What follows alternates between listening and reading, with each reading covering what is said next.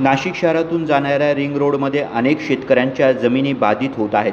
बाधित शेतकऱ्यांचा जमिनींना बाजार भावानुसार मोबदला मिळावा, जिरायती जमिनीची बागायती म्हणून नोंद करण्यात यावी इत्यादी मागण्यांसाठी नाशिकच्या शेतकऱ्यांनी मुख्यमंत्री देवेंद्र फडणवीस यांच्या निवासस्थानासमोर आंदोलन करण्याचा इशारा दिला होता। दरम्यान मुंबई नाका येथील महात्मा फुले आणि सावित्रीबाई फुले यांच्या पुतळ्याजवळ अनेक शेतकरी उपस्थित होते। यावेळी सर्वांनी अभिवादन केलं। याच ठिकाणाहून मुख्यमंत्री निवासस्थानावरील आंदोलनाची औपचारिक सुरुवात करण्यात आली। मात्र नामदार गिरीश महाजन यांचे स्वीय सहाय्यक संदीप जाधव, पोलीस उपायुक्त काळे यांनी आंदोलनस्थळी येऊन शेतकऱ्यांची भेट घेतली। करण गायकर आणि रिंग रोड बाधित शेतकऱ्यांशी त्यांनी चर्चा केली। त्यानंतर मंत्री गिरीश महाजन यांच्याशी त्यांनी दूरध्वनीवरून चर्चा घडून आणली।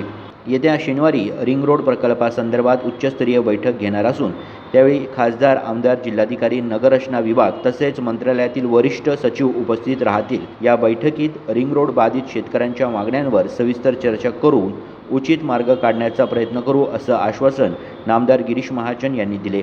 त्यानंतर आंदोलन शनिवारपर्यंत स्थगित करण्याचे करण गायकर यांनी जाहीर केलं। आज वर्षा निवासस्थानी मुंबई या ठिकाणी रिंग रोड बाधित शेतकरी आंदोलन करणार होते, मुख्यमंत्र्यांची भेट घेणार होते।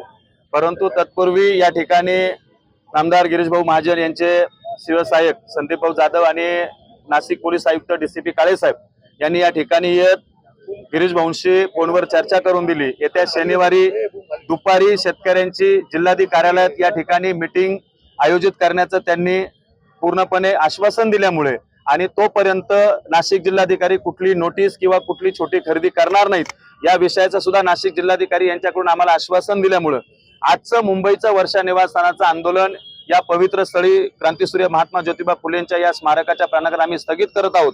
आणि जर शनिवारी मीटिंग नाही झाली तर मात्र मंगळवारी आत्मदहनाचा इशारा आम्ही वर्षा निवासस्थानाच्या बाहेर दिलेला आहे। याचाही प्रशासनाने गांभीर्याने विचार करावा। आमची फसवणूक होऊ नये, शेतकऱ्यांच्या अलाइनमेंटच्या संदर्भात आणि योग्य दराच्या संदर्भात योग्य तो मध्यम मार्ग काढून या आंदोलनामध्ये शेतकऱ्यांना न्याय द्यावा ही आमची भूमिका आहे। उपजिल्हाधिकारी वाघ हे अत्यंत उर्मट अधिकारी आहेत। ते जिल्हाधिकाऱ्यांची आणि वरिष्ठ मंत्री महोदयांची सुद्धा दिशाभूल करतात। 19 ची नोटीस काढतात, तिला हरकती मागवतात, हरकती गेल्या का निकालात काढतात की याचं तुम्हाला काही व्हॅल्यू नाहीये, ही निकालीत काढलेली। त्याच्यानंतर 21 ची नोटीस म्हणजे अंतिम वाटाघाटीची नोटीस काढतात आणि त्या ठिकाणी शेतकऱ्यांना धमकावतात की तुम्हाला जो 25% जो अधिकचा मोबदला देणार आहोत तो तुम्हाला मिळणार नाही, आताच खरेदी करा। म्हणजे अशा विषयाचे ते वाघ अत्यंत उर्मट आहेत। म्हणजे जिल्हाधिकाऱ्यांनी आमच्या समोर 3 वेळा त्यांना आदेश पत्र काढायला सांगितले, तरी पण आम्ही गेल्यानंतर त्यांनी सांगितलं मी काढणार नाहीत। जिल्हाधिकाऱ्यांनी काय सांगायचं ते सांगू द्या, पण मी माझ्या अधिकारात करणार नाही। इतकं उर्मट आणि त्यांनीच मी तुम्हाला सांगतो या वाघ साहेबांच्याच अधिकाराखाली काही बिल्डरांनी, काही अधिकाऱ्यांनी त्या ठिकाणी जमिनी घेतलेल्या आहेत। यांचा त्याच्यामध्ये मोठा हितसंबंध आहे, म्हणून आमच्या शेतकऱ्यांना ते सातत्यानं अन्याय करतात त्या ठिकाणी।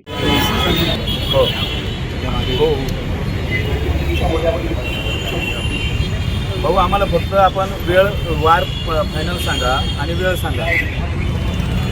हो नाही ठीक आहे भाऊ, आम्ही त्याच्यामुळे सांगा शनिवार घेणार की रविवार घेणार। इथं नाशिकला पण भाऊ त्याच्यामध्ये सगळे अधिकारी उपस्थित पाहिजे, हे MSIDC चे अधिकारी आणि जिल्हाधिकाऱ्यांना आपण परत एकदा सांगा की कुठली नोटीस काढू नका।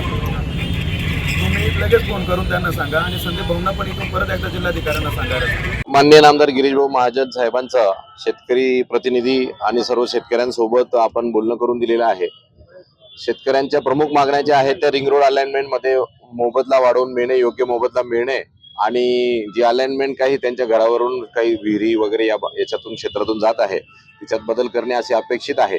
या 2 प्रमुख मागण्यांसाठी वेळोवेळी जिल्हाधिकारी आणि इतर अधिकाऱ्यांनी त्यांच्या बैठका घेऊन तो प्रश्न सोडवण्याचा प्रयत्न केलेला आहे।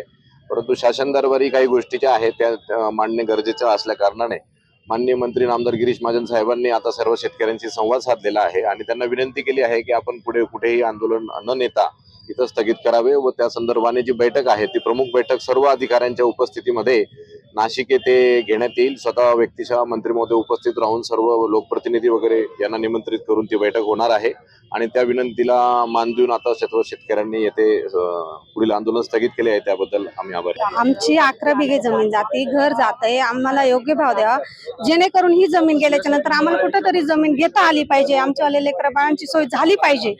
त्याच्यामुळे आम्हाला ही जमीन ते देतोय आम्ही सरकारला द्यायला ना कबूल नाही, पण आम्हाला सरकारने योग्य भाव द्यावा अशी आमची नम्र विनंती.